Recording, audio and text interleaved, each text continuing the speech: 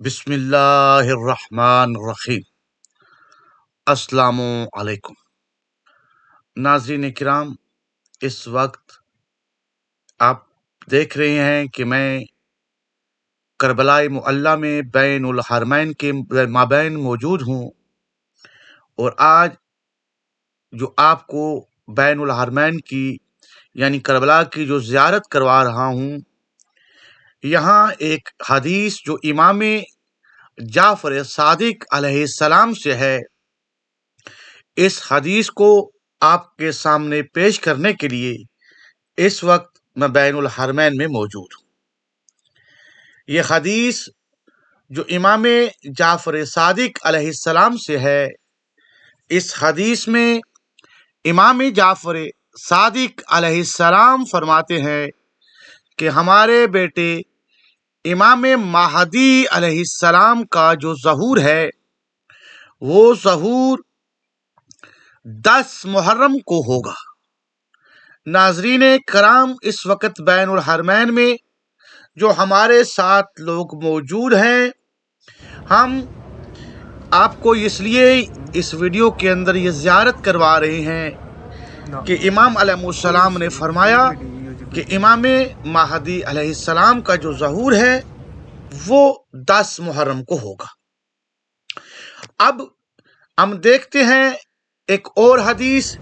یہ یقیناً آپ کو زیارت نظر آ رہی ہے۔ یہ زیارت جناب مسلم بن عقیل کی ہے۔ جس طرح امام حسین علیہ السلام سے پہلے جناب مسلم کو امام حسین علیہ السلام نے کوفہ والوں کی طرف اپنا نمائندہ بنا کے بھیجا، تو اس ہی طرح امام مہدی علیہ السلام کے متعلق ائمہ اہل بیت علیہ السلام سے یہ احادیث ملتی ہیں کہ امام مہدی علیہ السلام بھی اپنے خاندان میں سے جس طرح امام حسین علیہ السلام نے جناب مسلم بن عقیل کو بھیجا تھا، اس ہی طرح امام حسین علیہ السلام کی طرح امام مہدی علیہ السلام بھی اپنے ایک نمائندے کو بھیجیں گے جو مکہ والوں کو امام علیہ السلام کا پیغام دے گا، اور وہ اس پیغام کی وجہ سے اس شخص کو قتل کر دیں گے جس کو احادیث کے اندر نفس زکی کہا جاتا ہے۔ ناظرین کرام، یہ جناب مسلم بن عقیل علیہ السلام کو جس طرح کوفہ والوں نے قتل کیا، اس ہی طرح سے امام مہدی علیہ السلام کی طرف سے جانے والا جو پیغام لے کے جائے گا، جو قاصد ہوگا، جو ان کے خاندان سے ہوگا، جس کو نفس زکی کہا گیا ہے، اس کا قتل بھی رکن اور مقام کے مابین ہوگا۔ یہ احادیث یقیناً آپ نے